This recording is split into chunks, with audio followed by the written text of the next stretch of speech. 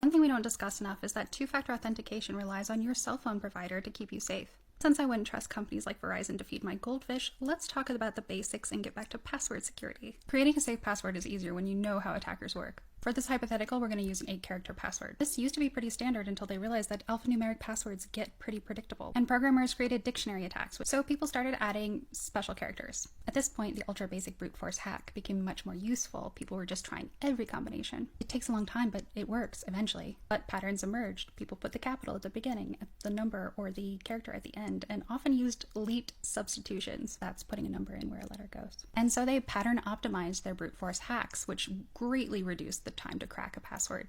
If your password follows a pattern and they have computing power, it's only a few hours before they get in.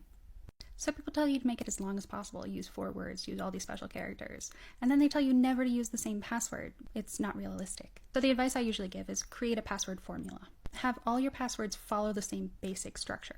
And don't tell anybody the structure. So let's make a 4-word example. Number, animal, vegetable, and mineral. You can write these in multiple ways, but you'd want to choose one formula. And once you've chosen the basic structure, you make all of your passwords follow the same formula. This allows you to write password formula clues. If 4 is the number of people in your family and you like cat memes, you can then create a clue that goes something like this. Fam, fits, sits, worst, Leo. Because Leo's blood diamond accent was stellar. Cool thing is you can literally write this on a post-it note and put it at the bottom of your computer screen, and your coworkers aren't going to guess what the heck it means. The catch is, since it's memory-based, you will have to review your passwords occasionally, but it's a pretty secure system that's going to save you a lot of trouble.